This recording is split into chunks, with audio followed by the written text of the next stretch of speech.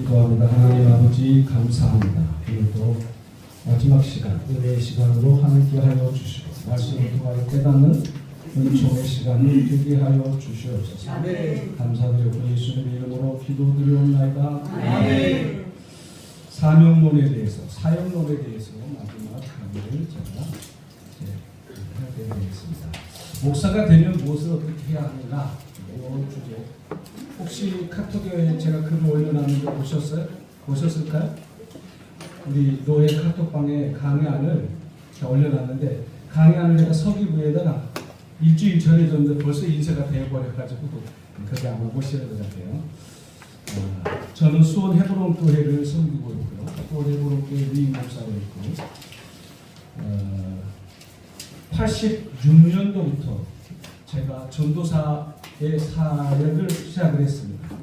그리고 91년도 4월 27일 날 본노회 때 목사 임직을 했으니까 한 몇 년 됐나요? 한 3, 40년 됐나요? 하여튼 그래요. 오늘 이 사명론에 대해서 또는 사역론이라고 말을 하는데 이 말씀을 잠깐 우리 함께 나누려고 합니다. 목사에 대해서 제가 지금 주제를 받았어요. 목사는 뭐냐? 양측이라는 뜻이 있어요. 목자라는 뜻이. 그래서 예수 그리스도가 선한 목자로 비유되고 있기 때문에 성도들을 돌보는 영적 지도자가 목사이다, 이렇게 생각이 되어집니다. 특별히 그 목자의 사역을 하는 사람들이 우리 개신교에는 목사라고 그러는데 천주교는 신부라고 그러잖아요.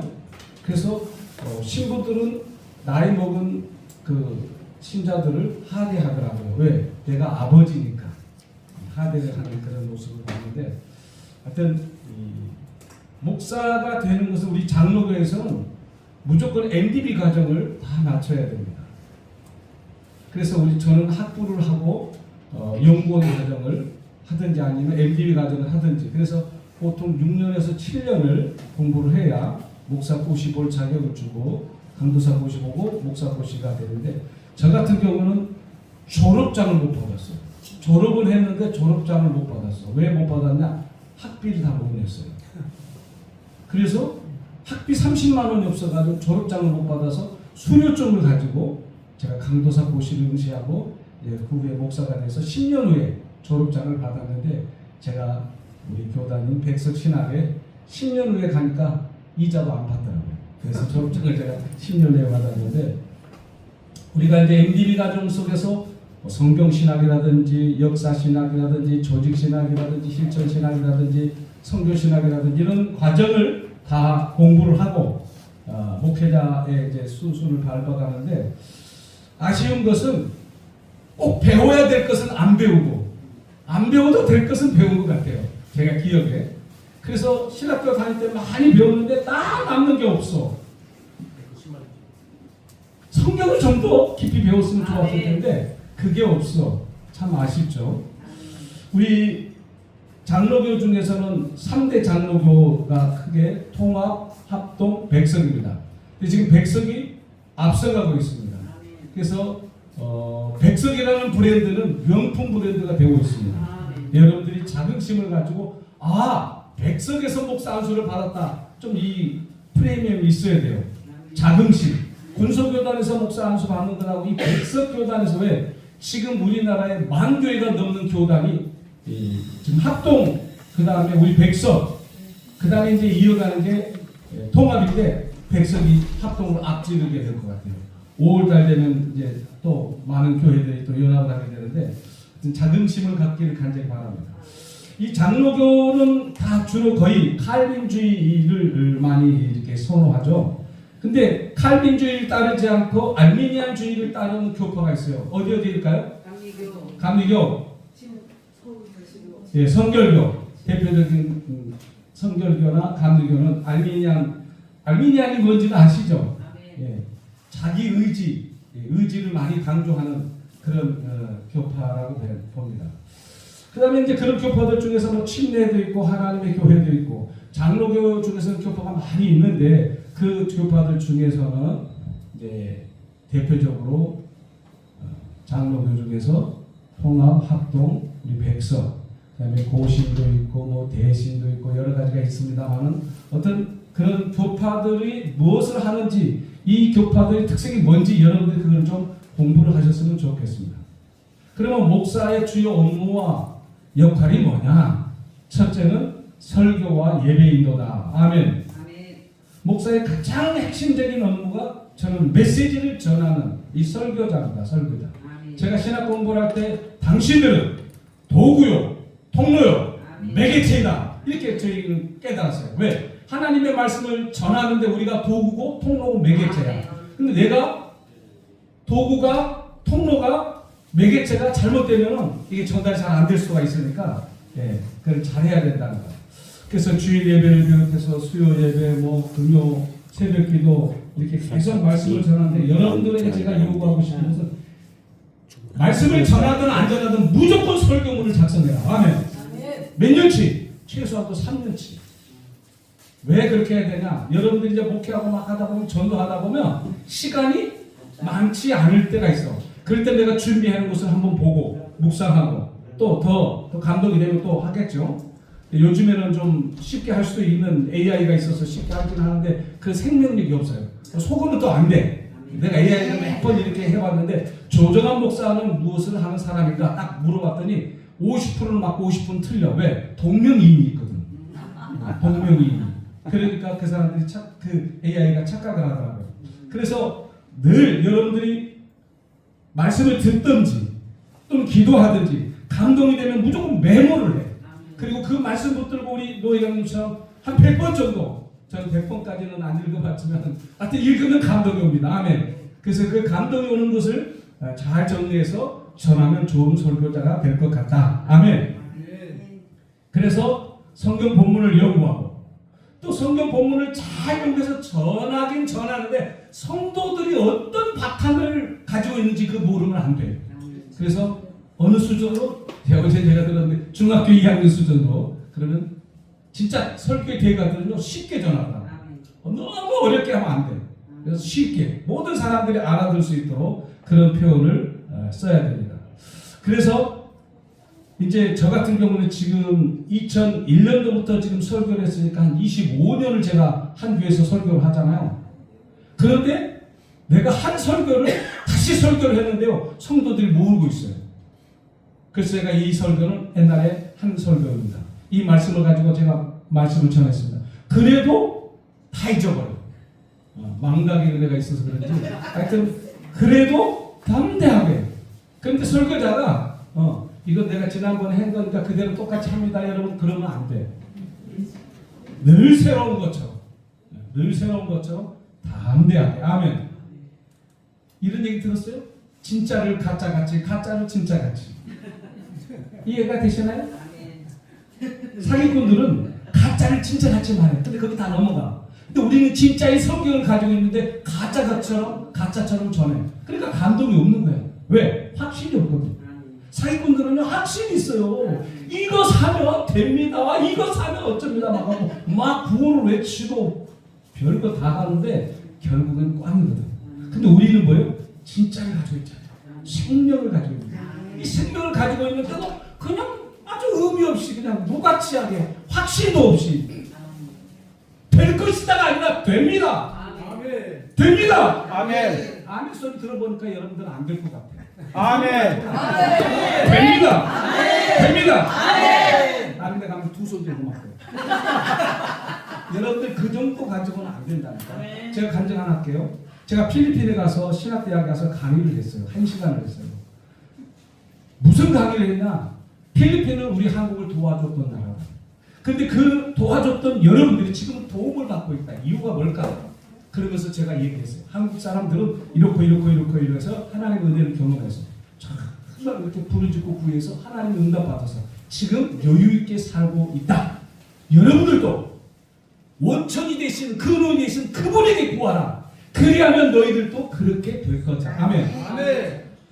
그 다음날 제가 새벽 기도가 5시인데 4시 반에 교회를 갔어요. 왜? 잠이 안 와서.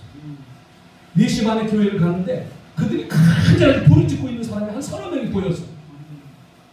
그래서 제가 생각을 저 사람들은 지난밤에 내 강의를 정말 받아들였구나. 마음에 새겼구나. 그리고 뭔가 부르짖고 구하기를 원했구나. 그게 생각이 나오더라. 왜냐하면 말씀을 듣고 뭔가 감동이 오면 실천을 해야 되잖아.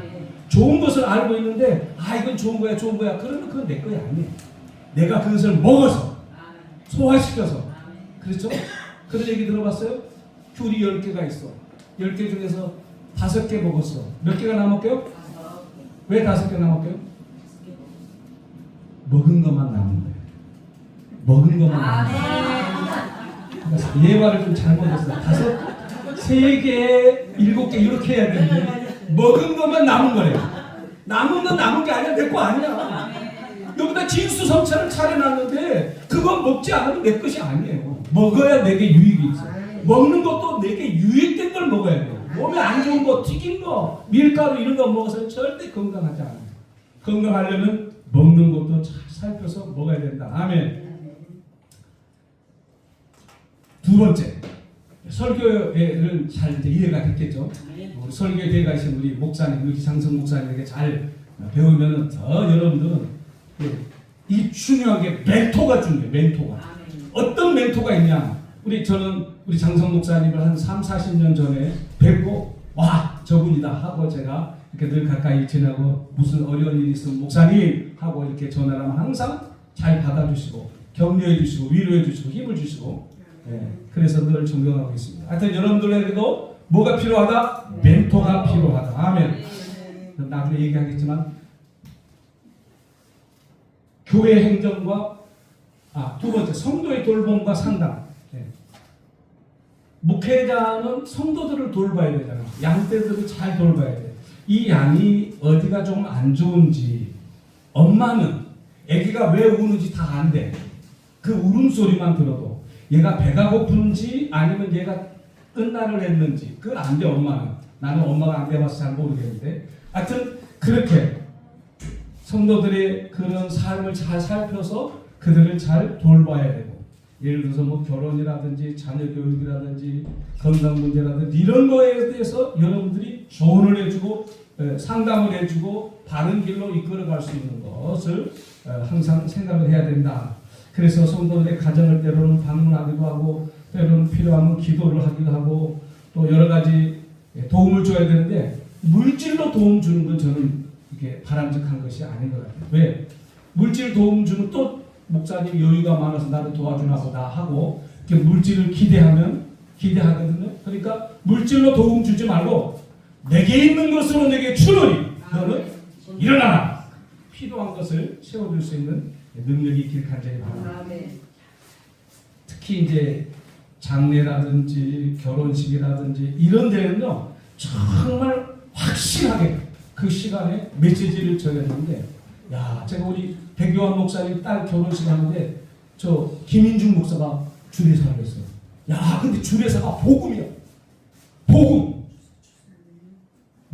제가 그래서 그걸 녹화를 해가지고 제가 유튜브에 띄웠는데 지금 많은 사람들이 봤더라고요. 여러분 꼭 그 주례사 한번 보시길 바랍니다. 그 메시지가 얼마나 그렇게 재미있게 주례사를 그렇게 재미있게 하는지 확실하게 하더라고요. 그러니까 여러분들이 그런 것을 많이 좀 준비하시길 간절히 바랍니다. 시간이 없으니까 넘어가겠습니다. 교회 행정과 운영. 현대 교회는 상당히 복잡합니다. 그래서 목회자에게 상당한 행정적인 능력을 요구하고 있는 거예요. 교회 예산 관리라든지 회의를 주관한다든지 또 교회의 뭐 여러 가지 규정을 정비한다든지 인사 관리라든지 이런 것들. 근데 여러분들이 그것을 준비하고 있어야 돼요. 교회가 세워지면 세무서에다 등록을 하는데 뭐가 필요하냐? 교회 정관이 필요합니다. 그리고 교회 계약서가 필요합니다. 그리고 또 뭐가 필요해요? 교단에 소속된 내가 대한예수교 장로의 백석교단의 소속 증명서, 재직 증명서, 직임 증명서 그런 것들이 필요해요. 그런 것들을 제출하면 한 일주일 내로 이제 고유번호가 나오면 그 고유번호를 가지고 은행에 가서 이제 통장을 개설하면 교회 통장이 되어지는 거예요. 그게 공적인 통장이 되는 거예요. 이런 절차들을 여러분들이 이제 하면 좋겠고 모르면 저한테 물어보면 제가 다 자료를 드릴게요. 그래서 행정을 잘해야 된다. 그래서 소규모 교회일 경우에는 목회자가 모든 업무를 다 처리해야 돼요. 왜? 조직이 다 안 돼 있기 때문에. 그래서 설교도 해야 되고 돌봄도 필요하고 상담도 필요하고 여러 가지 그런 일들을 해야 되는데 할 일이 많아. 그래서 늘 메모를 해가면서 우선순위를 정해가지고 급한 일, 빨리 해야 될 일, 그런 일들을 하나씩 이렇게 해가면 좋겠습니다. 그 다음에 네 번째로 교육과 양육입니다. 교육은 뭐예요? 가르치는 거. 양육은 돌보면서 성장시켜서 정말 주님 나라에 합당한 사람이 되어지도록 내게 부여진 뭐가 있어요? 미션이 있는 거야. 미션. 그게 사명이에요. 사명. 하나님이 나에게 이런 성도들을 맡겨주실 때는 그들을 잘 돌봐서 하나님 나라 백성으로서 하나님 나라를 소망하는 그리스도인으로 우리가 양육해야 될 책임이 있다라는 것입니다. 그래서 그런 것을 하기 위해서 새신자 교육이 필요하고 또 성경 공부도 필요하고 제자 훈련이라든지 리더십 훈련이라든지 이런 것들을 통해서 잘 양육해야 되는데 설교만 해가지고는 교인들이 잘 안 되더라고요. 제자가 설교 가지고. 그래서 1대1 양육이 얼마나 필요한지 몰라요. 뭐라고요? 1대1 양육. 그래서 1대1 양육을 10주 과정이면 10주 과정을 받은 사람과 안 받은 사람의 차원이 달라. 저희 동기생이 어느 교회를 부임을 했어. 그리고 제자 훈련을 2년을 했어. 2년. 그런데 제자 훈련을 받은 사람과 안 받은 사람의 차이가 뭐냐면 다른 데 집회를 가면 제자 훈련을 받은 사람들은 목사님 잘 다녀오세요 하고 봉투를 준대. 근데 제자 훈련을 안 받은 사람들은 인사도 안 한대. 왜 교회를 비우느냐고. 근데 그 제자 훈련 받은 사람들은 목사님과 미션을 공유해.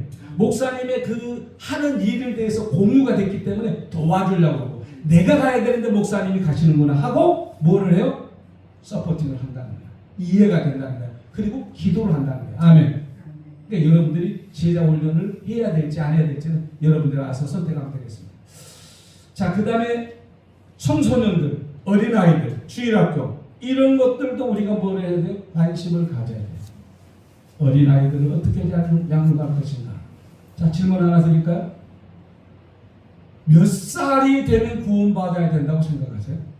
몇 살 정도 돼야?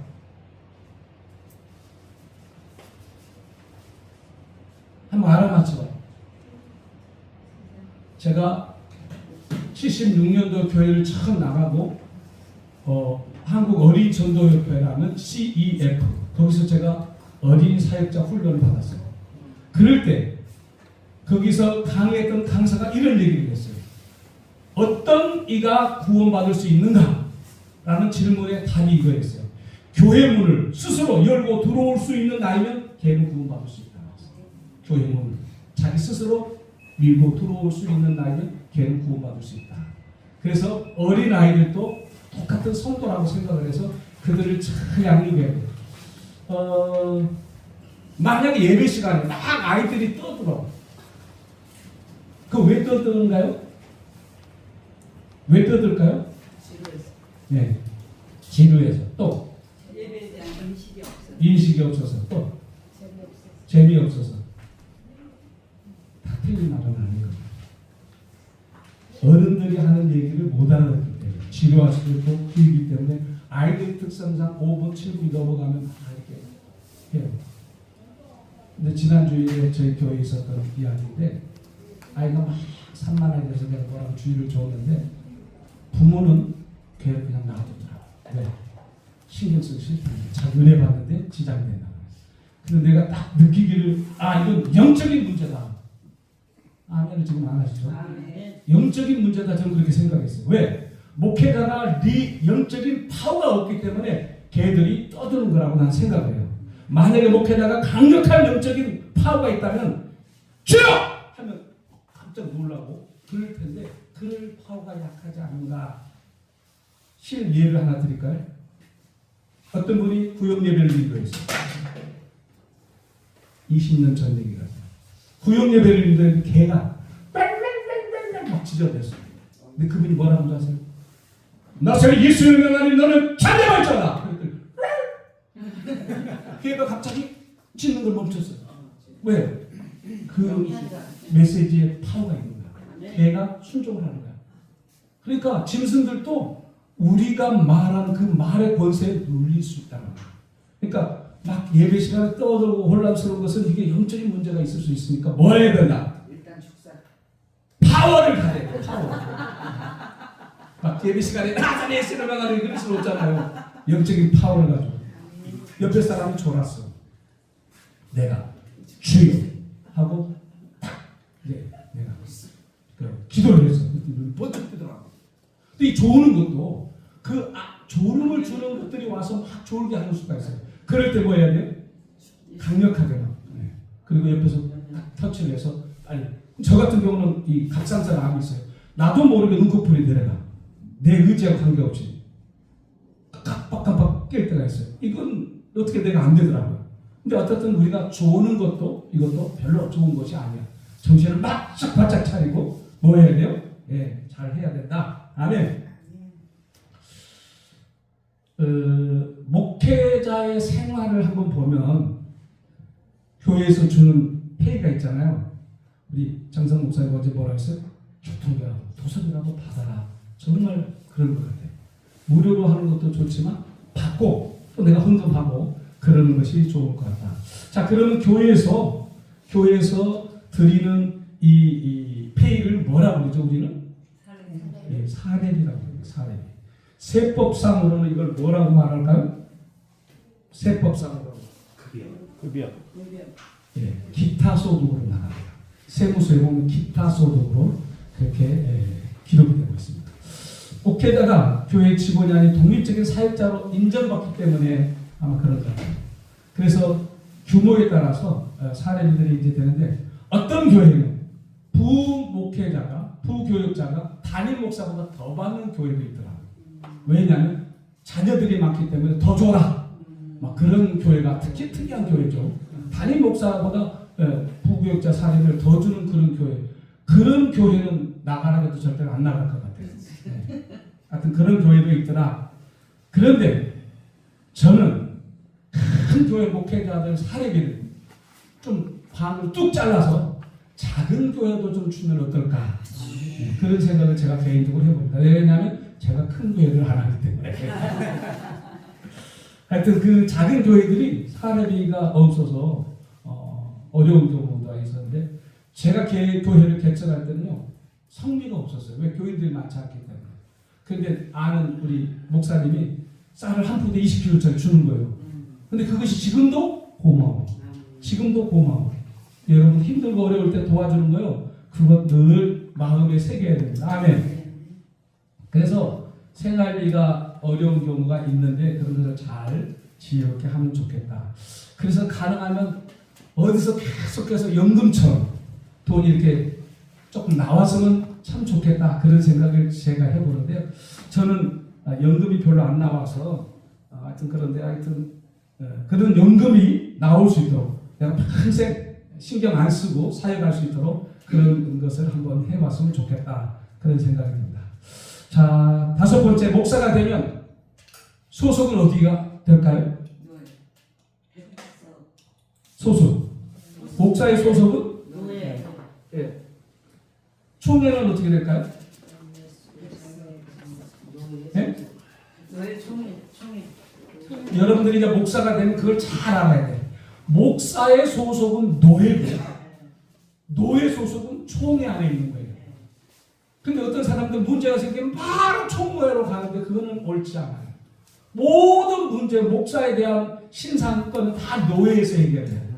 그래서 노예 정치부가 있고 무슨 뭐 부재부가 있고 다 거기 있으니까 거기서 해결을 해야 되는 거예요. 그러면 노예 목사 안수식도 노예에서. 그러면 노예가 안수를 주면 면직 권한도 있다 없다? 있다. 면직 권한도 노예가 있습니다. 우리 장로교에서는 면직한 기준이 몇 가지 있습니다. 첫째, 이단 사입에 관여되는 그건 목사 면직감입니다. 이단 사입이에요. 나도 모르게 슬며시 어떻게 빠져나갈 수가 있는데 그럴 때는 목사 면직이 될 수 있다는 꼭 기억해야 됩니다. 면직하고 제명하고는 무슨 차이가 있을까요? 면직하고 제명하고. 면직은 잠깐 내려놓는 거지만 그건 완전히 없애지는 거예요. 면직이 박탈당하고. 면직은 목사직을 박탈하는 거고 제명은 명부에서 삭제되는 거예요. 그러니까 이 제명보다 더 심하고 그 엄한 것이 면직이에요. 그러니까 목사가 면직되면 그때부터 목사가 아니에요. 그냥 선거예요. 예. 그러니까 이게 목사가 면직될 수 있다는 거. 여러분 꼭 의식을 하고 내가 경건하게 주님 만난 그 순간까지 그렇게 살아가야 돼요. 제가 우리 노예가 건의한 건 목사 임직을 하고 최소한도 3년 이상은 노예에 머물게 해야 된다. 그 전에 움직이거나 그러면 면직할 수 있는 사인을 하시라고 내가 이제 우리 서기구에다 그렇게 해놨는데 여러분 그걸 해야 돼. 내가 이 노예에서 목사 안수를 받았으면 여기서 충성을 해야 되겠다. 아멘을 지금 안 하고 있어요. 이 아멘을 잘해야 여러분들 이 수료증 받고 이거 직급증 받아요. 네. 하여튼 잘해야 됩니다. 아멘. 노예는 장로교는 노예가 딱 규정이 돼 있어. 언제예요? 아니 여기 떨어지는 네? 4월, 10월. 예. 4월 달 둘째 주, 10월 달 둘째 주. 이게 딱 정해져 있어. 우리 법에. 그러니까 4월 달 둘째 주는 약속 잡으면 안 돼. 10월 달 둘째 주는 약속 잡으면 안 돼. 무조건 노예에 참석을 해야 돼. 1년에 2번 노예하는데 여기는 꼭 참석해야 돼. 뭐 시찰이라든지 이런 건 형편상 못 참석할 수도 있어. 그러나 노예는 노회원으로서 참석을 해서 어떻게 노예 행정이 돌아가고 어떻게 노예가 운영되고 총회와 관계가 어떤가 그런 걸 잘해서 거기서 이제 결정이 되는 대로 따르고 순종하고 정보도 얻고 그렇게 해야 돼. 아멘. 그때 얼굴도 보고 인사도 나누고 형편도 헤아리고 그래서 그런데 총회는 언제 열려요? 총회는 9월 달이에요. 9월 달에 누구만 참석할 수 있냐? 총대만 참석할 수 있어. 자, 우리 백석교단의 목회자가 한 2만 명 정도 된다 그러면 2만 명이 다 회집이 되면 회의가 안 돼. 그래서 그 중에서 뽑아가지고 노회에서 총대를 만들어서 연대서 예를 들어서 교회 숫자 비례 대비해가지고 우리 노예 같으면 한 7명, 뭐 5명, 7명, 10명 내외로 총대가 갑니다. 총대는 장로도 갑니다. 목사가 10명이면 장로도 10명 갈 수 있습니다.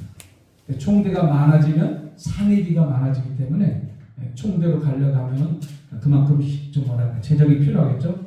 자, 그러면 이 총대는 누가 결정하는가? 노예에서 결정합니다. 노예에서 이거를 투표를 하거나 아니면 위임을 해서 임원에서 선정을 해서 총대를 하는데 반드시 총대는 교회를 담임하고 있어야 된다. 특히 장로가 있는 조직교회에 우선으로 배정하고 그 다음에 담임 목사 순으로 해가지고 뭐 연령대별 경력대별 이렇게 해서 총대를 선출해서 보낸다. 그러면 총회 가서는 뭐 하냐? 전반적으로 그 총회 1년 활동하는 거, 각 부서에 소속돼서 활동하는 거 그런 건데 저 같은 경우는 두 군데가 지금 두 군데가 등록이 돼 있어요. 하나는 모든 사람들이 이제 총대면 다 들어갈 수 있는 그런 뭐죠? 군 상비부 군목 무슨 상비 거기에 제가 소속돼 있고 하나는 이제 특별위원회가 있어요. 특별위원회는 그런 쿼터에 의해서 들어가는 것이 아니고 경력과 뭐 여러 가지 그런 것을 해서 이제 들어가는데 제가 총회 2단 사이비 대책위원회 위원으로 추천이 돼가지고 들어가는데 제가 왜 들어가니까 사람들이 어떻게 들어왔어? 그러더라고요. 왜냐면 아무나 들어올 수가 없는 거예요. 그래서 누가 추천해서? 임원이 추천해서. 임원이 추천해서 제가 들어갔어요. 그럼 임원이 왜 추천했냐? 제가 백석 대신교단에서 2단 사이비 대책위원회 위원장을 했어요. 그렇기 때문에 그런 이제 경력이 있어서 2단 사이비 대책위원회 위원으로 활동을 하고 있다. 이거는 특별 상비부가 되기 때문에 이거는 노회에서 뭐 이렇게 추천을 해야만이 되는 것이 아니에요. 그거랑 관계없이 배터리가 다 되네. 자, 그러면 옆에 거 하나 또 있잖아요. 예.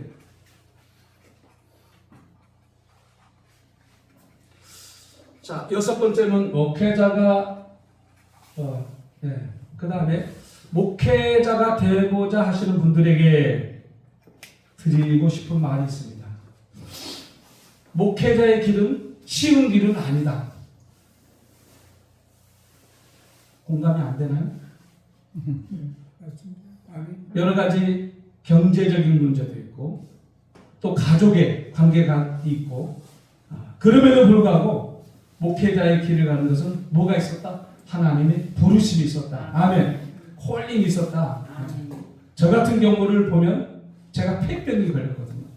그래서 약을 6개월에서 1년 최소한도 먹으라고 했어요. 바보처럼 살았더니 그 가수가 폐병으로 죽었대요. 그러니까 당신은 약을 먹어야 된다 그래서 하루에 14알을 공복에 하루 3번씩 먹었는데 리파핀이라는 약이 되게 독해요. 그 약을 먹으면 변이 아주 붉은색으로 나와요. 리파핀. 비싸지만 독해요. 근데 그 약을 먹어서 이걸 못 이기면 그때는 이제 약이 없는 거예요. 그래서 약을 꾸준하게 먹으래요. 그래서 한 달 정도 먹었어요. 근데 저희 교회, 저희 집에 형님네 집 제가 형님네 집에서 일하고 있었는데 권사님, 기도원 원장 권사님이 오셔가지고 저를 딱 보더니 하나님이 종으로 불렀어? 그러더라고. 그래서 부르긴 불렀는데 제가 지금 폐병을 앓고 있어요. 그 약 안 먹으면 죽는다고 했어요. 약을 끊어! 하나님이 불러놓고 폐병이 죽게 할 거야? 아니지? 하면서 그 약을 끊으라는 거예요. 그래서 이거 의사가 안 먹으면 죽는다고 그랬어요. 그랬더니 죽으면 천국 가고 살면 간증하지? 근데 제가 뭘 선택했냐면 천국 가는 거 끊고 천국 가는 걸 선택했어요. 살면 간증하는 거. 그 약을 딱 끊고 기도를 했는데 3개월마다 한 번씩 엑스레이를 찍는데 건국대학교 민중병원, 지금 민중병원, 옛날에는 민중병원은 지금 무슨 병원이라고 하고 거기 의사가 이승만 박사가 다녔던 그 교회 집사인데 그분이 진짜 나면서 목사님 약 먹고 있어요? 아니 안 먹었어요? 그랬더니 전보다 더 좋아졌대. 그래가지고 다음에 또 3개월 후에 갔어. 그랬더니 목사님 이제 안 와도 돼요? 흔적만 있고 다 났었어요. 근데 제가 그 말이 믿어지지가 않아가지고 보건소에서 약을 또 타고 먹은 적이 있거든요. 비싼 거는 사먹고 싼 거 보건소에서 또 보건소에서 비싼 걸 안 주기 때문에 보건소에 또 약 엑스레이 찍었더니 다 나죠. 그 뒤로 할렐루야. 폐병약 한 번도 먹은 적이 없어요. 근데 사실은 제가 폐병이 있는 거를 느낄 수도 있는데 몰랐어. 무지해서. 피가 넘어왔거든. 갑결을 했는데 그게 폐병인지 몰라서. 내가 돈을 벌어가지고 중동에서 돈을 벌어가지고 집 한 채 사놓고 신학을 하려고 했었는데 30명을 모집하는데 300명이 온 거예요. 근데 거기 합격이 됐어. 야, 그것도 기적이지. 저 30m 거리를 40km 이거 모래를 치고 뛰어갔다 오는데 합격점이 17초야. 근데 나는 13초에 돌파했어. 나를 따라오던 사람 넘어졌어. 몸하고 이거다가 말 안 들어가지고. 나는 쥐야! 하고 막 뛰어버렸거든. 근데 합격이 됐는데 못 간 것이 폐결핵 때문에. 근데 나중에 폐결핵 다 완치받고 어디 갔어요? 아프리카 리비아에 가서 4년 동안 선교사로 동화건설 대소로건설 현장에서 4년 동안 선교사를 했어요. 하나님 은혜죠. 10년이 지난 다음에 가슴이 막 뜨끔뜨끔하더라고요. 혹시 그 도중도 아니고 엑셀 찍어봤더니 너프라고요. 하나님은 확실하게 아주 치료해 주셨어요. 그런데 14알을 공복에 먹었잖아요. 제가 위가 다 상했어요. 그래서 라면을 먹어도 소화제를 먹었어요.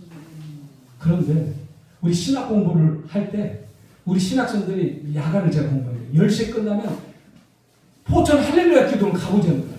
그래서 여러 가지 다양한 경험이 필요하기 때문에 가자! 제가 한참 딱 가서 보니까 부엌에 들어가니까 고추장하고 콩나물하고 막 있는 거야. 그걸 막 비벼가지고 세상에 있다는 걸 잔뜩 먹었는데 소화제가 없는 거야. 이야, 근데 문제가 생긴 거야. 얼굴이 막 소화가 막 어지럽고 막. 그래서 제가 그때 기도를 했어요. 우리 장성 목사님 잘 쓰시는 믿는 여건설 나사렛 예수 이름으로 하느니 5장 6부는 제 기름대로 발휘할지어다. 아멘. 그랬더니 새벽 한 3-4시 되니까 호라락 소리가 나고 그 뒤로부터는 소화제를 안 먹었어요. 아멘. 할렐루야. 믿는 이의 권세가 되게 중요해요. 아멘. 믿든지 안 믿든지 무조건 막 하는 거예요. 제가 평신도 때 신앙생활을 하는데 담임 전도사 기도를 되게 많이 하는 아주 기도 영파예요. 근데 우리들에게 하나님의 능력에 대해서 가르쳐 준 적이 있어요. 그래서 청년들이 한 14명 있는데 하나님의 능력은 무궁무진하다. 아멘. 그러면서 간증을 하나 했어. 자기 집에 사택에 나무가 죽어갑니다.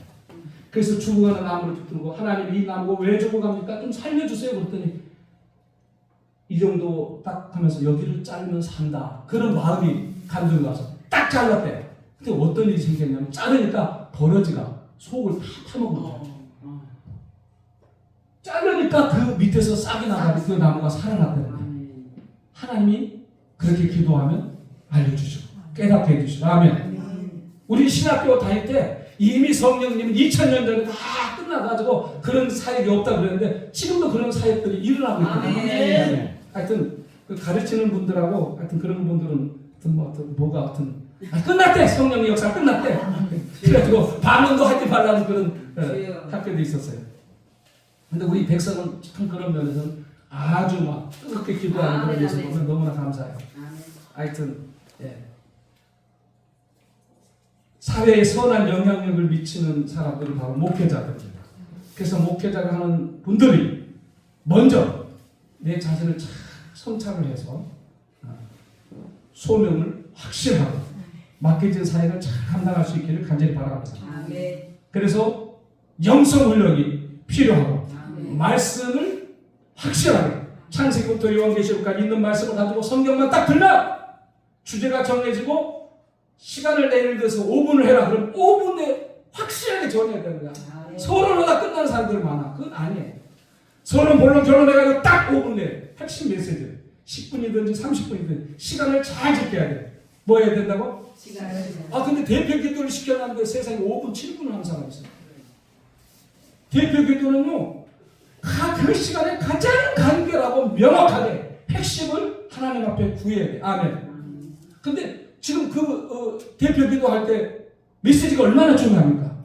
우리 목사님이 말씀을 전할 때 정말 우리의 마음이 뜨거워지게 도와달라고 막 간절히 기도를 해야 되는데 그 얘기는 별로 안 하고 그냥 적당히 하고 넘어가.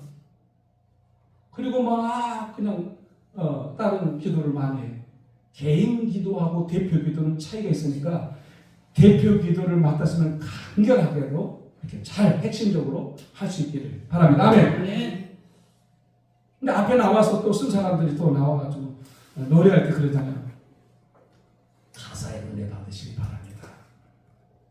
누구한테 하는 거예요 지금? 찬양. 하나님 앞에 올리는 거야. 그럼 하나님이 가사의 은혜를 받아? 말이 안 되지. 그 시간에는 나에게 주어진 정말 귀한 시간이거든. 있는 힘을 다해서 잘 불러서 하나님께 영광이 되고 하나님께 기쁨이 되고 진짜 환수 한 마리를 드리는 그런 기분으로 찬양을 해야 되는데 가사의 은혜 받으시길 바랍니다 하고 그냥 곡도 다 소화가 안 되는 막 곡들을 우리는 불러. 나부터서. 그러면 된다 안 된다? 확실하게 내가 확실하게 아는 곡을 불러서 하나님께 영광이 되는 그런 우리 사역자들 되길 간절히 바랍니다. 권위, 명예 이런 것을 여러분들이 추구하면 안 되겠다. 아멘.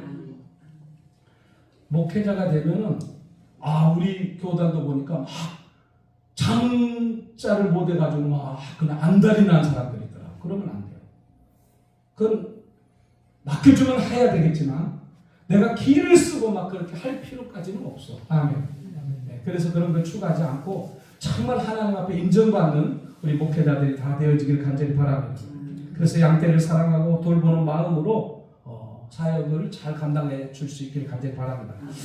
목사의 종류는 뭐가 있을까요? 여러분들이 생각나는 목사의 종류. 담임 목사, 위임 목사. 네, 담임 목사, 위임 목사. 원로 목사. 야, 담임 목사는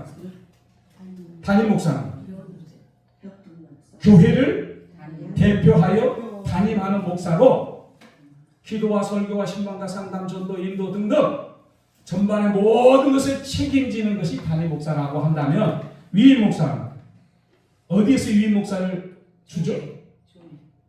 교회가 아니고 교회. 교회가 청빙을 하면 노회에서 또는 연회나 지방에서 위임 목사 임직을 위한 조직을 해. 그래서 노회에서 한다. 이때는 주체가 교회가 아니고 노회가 되는 거고, 또는 지방이나 연회가 될 수 있겠죠. 위임 목사는 이제 예, 그 교회를 평생 위임되기 때문에 모든 권한을 다 위임 목사에게 주는 거죠. 근데 당회장이라는 말을 쓰는데 당회장은 어떤 말을 쓸 때 당회장이라고 쓰죠? 재산과 모든 것을 자의적으로 할 수 있는 권한이 있습니다. 아이가 조직되었어. 그냥 여러분들이 말을 할 때는 근거를 가지고 말을 해요. 그냥 내가 알고 있는 상식으로 말하면 안 돼. 당회장은 교회의 7위 기구야. 교회의 7위 기구. 그래서 당회장은 당회의 사회권을 당회장이 가지고 있어. 그러면 그 당회장은 당회가 구성이 되는데 그 당회는 장로가 있어야 돼. 반드시. 장로가 없으면 당회장이라는 말을 쓰면 안 돼. 근데 어떤 무식한 목사는 자기가 목사인데 당회장이라고 그래. 아니야, 그건. 담임 목사지. 예. 그래서 담임 목사님이 당회장을 겸하는 경우가 있죠. 당회원들이 있을 때는 당회장이라는 말을 쓰기도 하고 담임 목사라는 말을 쓰기도 하고. 그래서 당회장이라는 말은 당회가 구성되어야 당회장이라는 칭호를 쓸 수 있다. 그래서 이제 그 교회 정관에 의해서 이제 운영을 하는 거죠. 그래서 당에서 결의된 것을 재직회에서나 또는 그 총회에서 공동회에서 이제 그렇게 결정하는 그런 거죠. 공동회는 1년에 한 번씩 하는 거죠. 7위 목사가 있습니다. 7위 목사. 담임 목사가 취임하기 전까지 임시 담임 목사의 권한을 가지고 7위 목사가 임시 당회장이 되어서 권한을 가지고 하는 경우가 있다. 동사 목사라는 말 들어봤어요? 동사 목사. 동사 목사는 뭘까요? 협동 목사입니까?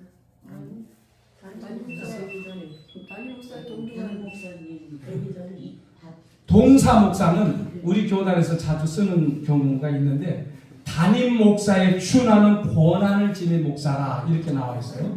담임 목사의 준하는 권한을 지닌 목사로 주로 교구 사역을 하는 분들을 동사 목사라 한다. 그래서 담임 목사는 아니지만 담임 목사의 준하는 권한을 가지고 동역을 하는 동사 목사. 그 다음에 뭐가 있냐면 교육 목사가 있어. 교육 목사. 교육 부서를 담당하는 부목사. 그래서 대체적으로 교구 사역을 큰 교회에서는 많이 하고 파트타임으로도 하기도 하고 때로는 청년부나 이런 주일학교를 담당하는 그런 분들이 하는데 이런 교육 파트타임 목회자는 4대 보험을 적용 못 받습니다. 파트타임 전임자들만 4대 보험에 적용이 되는 거예요. 자, 그 다음에 협동 목사가 있어요. 협동 목사. 협동 목사는 뭘까요?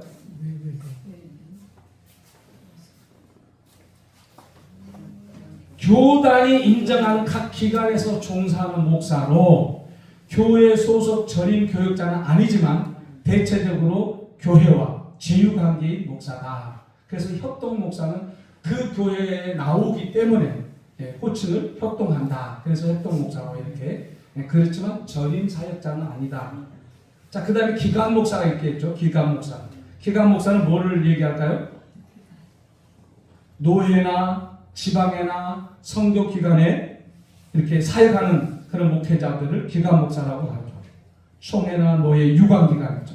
병원이라든지 대학교라든지 신학교라든지 성교기관이라든지 이런 데서 사례비를 받고 사역하시는 분들이 기관 목사에 속한다. 자, 그 다음에 또 뭐가 있을까요? 전도 목사가 있을 수 있겠죠. 전도 목사.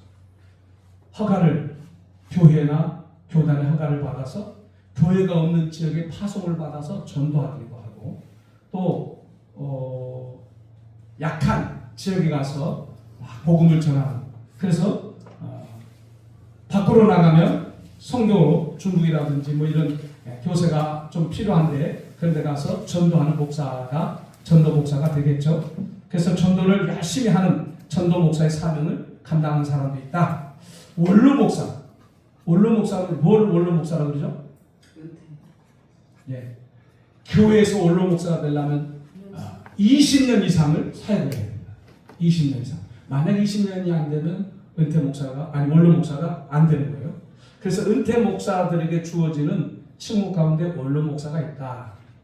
때로는 뭐 명예 목사라는 호칭도 있는데 이 원로 목사는 최소한도 한 교회에서 20년 이상 사역을 해야 되는 사역을 하는 은퇴 목사를 원로 목사라고 이렇게 은퇴 목사는 정년을 넘긴, 우리 지금 백석 같은 경우는 75세죠.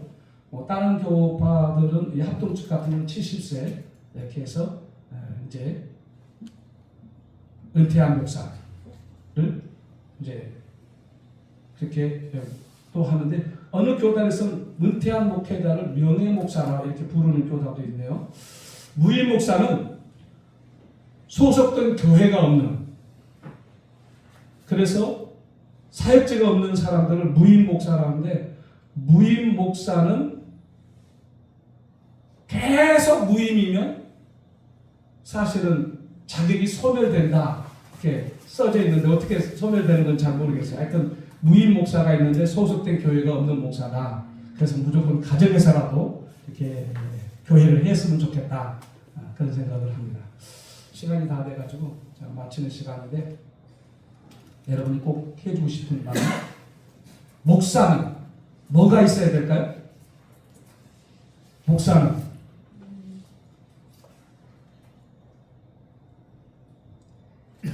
뭐가 있어야 된다. 그 말이 나와야지.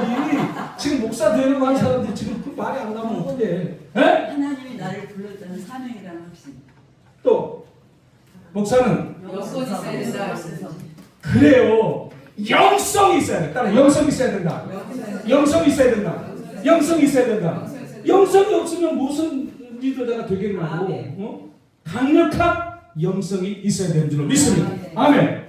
아멘. 네, 할렐루야. 할렐루야. 그래서 말씀으로 무장하고, 기도로 무장하고, 아멘. 성경을 성경대로 보고 해석할 수 있는, 항상 뭐가 준비되어 있어야 된다? 말씀이 준비되어 있어야 돼. 세 가지를 목회자 후보생들에게 항상 준비하라. 말씀 준비, 죽을 준비, 보따리 준비. 다 그럼 언제든지 가야 되는 거 꼭 그 세 가지를 준비하라 그래요. 그래서 여러분들이 준비를 잘 할 수 있기를 간절히 바랍니다. 그 영성을 준비하려면요, 끊임없이 기도하는 시간이 많아야 된다. 아멘. 그리고 저는 여러분들에게 하나 더 요구하고 싶은 것은, 선교적 사명이 불타야 된다. 아멘. 선교라는 것은 해외에 우리가 거저 받았으니 거저 주라는 그런 말이 있잖아요. 우리나라에 복음이 다 전해질 때 선교사들이 자기네 나라 다 복음 되고 전한 거 아니에요. 그럼에도 불구하고 복음을 전했는데, 선교사들 그 기록을 보면, 그 아시아 저 호주 옆에 무슨 나라가 있는데, 그 나라는 원주민들이 거기서 사역하는 선교사가 한국에 가겠다니까 세상에 나물 팔고 활 팔고 화살 팔고 해가지고 돈을 2,500불을 우리나라한테 헌금을 해줘가, 그 돈을 가지고 선교사가 와가지고 부산에서 병원을 세우고 선교를 했던 그런 기록이 나오더라. 그 나라에 복음이 다 전해지지 않았어. 근데 원주민들이, 사람을 잡아먹는 원주민들이 은혜를 받고 헌금을 해가지고, 그때 돈은 2,500달러면 큰 돈이에요. 그 돈을 헌금해서 우리나라에 그런 교회를 세우고 병원을 세웠던 그런 기록이 있어요. 우리도 여러분들이 크면, 성장하면, 힘이 되면 선교하는 일에 게을리지 않기를 바랍니다. 아멘. 아멘. 아멘. 그래서 교회를 시작하자마자 우리 교회는 많은 것도 시작한다 해서 선교들을 채점해. 그러면 하나님이 더 주실 줄로 믿습니다. 아멘. 꼭 여러분들이 그렇게 할 수 있기를 간절히 바랍니다. 아멘. 마지막으로 제가 하고 싶은 얘기는, 사회가 너무 세속화가 되어가기 때문에 목회자에 대한 불신이 많아져요. 그래서 진정한 목회자들이 헌신적인 사역을 통해서 희망을 줄 수 있기를 간절히 바랍니다. 많은 젊은 목회자들이 소명의식을 가지고 한국 교회가 다시 한번 사회 빛과 소금의 역할을 감당할 수 있도록 여러분이 그 일을 감당할 수 있는 불쏘시기가 되기를 간절히 바랍니다. 아멘. 정말 여러분들이 그런 마음을 가지고 목사 임직을 하고, 대한민국에서 그래도 대한예수교 장로회 백석교단의 중앙제일로의 키트를 여러분들이 좀 마련하고, 여러분들이 소문난 목회자들이 되어서, 능력 있는 목회자가 되어서 우리 노회장님을 기쁘시게 하고 노회원들을 기쁘시게 할 수 있는 여러분들에게 간절히 바랍니다. 아멘. 반지일 목사가 100살이 넘게 사역을 했어요. 그분이 외쳤던 내용 몇 가지를 알려드리고 마치겠습니다. 기도는 죄 찾는 혁명입니다. 기도는 죄를 찾는 영입니다. 두 번째, 신앙은 투항, 곧 무장해제다. 무장해제. 신앙은 다 내려놔야 됩니다. 세 번째, 닮아질지언정 녹슬지 않겠다. 아멘. 달아질지언정 녹슬지 않겠다. 그러니까 녹은 슬어서는 안 된다는 거예요. 아멘. 그 다음에 조금 어려운 말인데 격상덕해, 인격을 상같이 덕을 받아같이. 덕상격해, 덕해, 격상덕해, 인격을 상같이 덕을 받아같이. 뭐라고요? 격상덕해. 우리 차례 그저 카톡방에 나와 있을 거예요. 예. 덕상격해, 인격을 상같이 덕을 받아같이. 교회는 핏소리를 중개하는 중개소이다. 아멘. 교회는 무엇을 중개하는 중개소? 핏소리를 중개하는 중개소이다. 또 그 다음에 오시는 주님을 나도 마중 나가 직선상에서 만나자. 아멘. 야, 얼마나 좋은 말인지. 오시는 주님을 마중 나가서 직선상에서 만나자. 그 다음에 묶이지 않는 재물은 튀어나오기 쉽다. 아멘. 아멘. 묶이지 않는 재물은 튀어나올 수 있다. 아멘. 그래서 그런 삶을 살았으면 좋겠다. 그 다음에 먼저 죽어야만 피의 수표를 발행할 수 있다. 야, 이 대단한 말이잖아요. 먼저 죽어야 피의 수표를 발행할 수 있다. 여러분이나 나나 피의 수표를 발행할 수 있기를 간절히 바랍니다.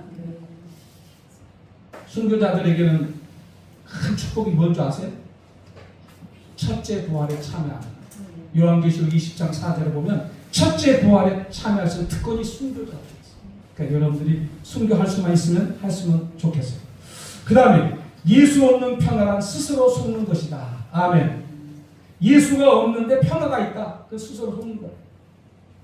그 다음 골방은 영각을 밝게 하는 진료소이다. 아멘. 아멘. 골방은 영각을 밝게 하는 진료소이다. 아멘.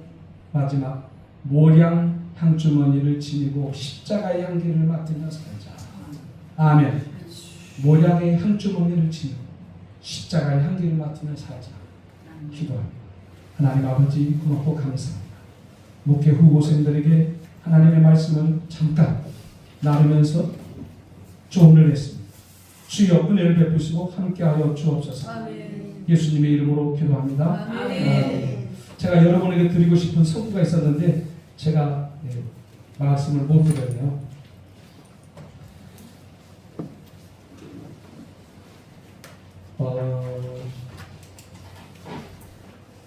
에베소서 4장 11절 12절 그가 어떤 사람은 사도로 어떤 사람은 선지자로 어떤 사람은 복음 전하는 자로 어떤 사람은 목사와 교사로 삼으셨으니 이는 성도를 온전하게 하여 봉사 일을 하게 하며 그리스도의 몸을 세우려 하시니라. 아멘. 여러분들 꼭 명심하시길 바랍니다. 감사합니다. 아멘. 추웠다가 우리 노예장님 말씀 또 마치도록 5분 쉬고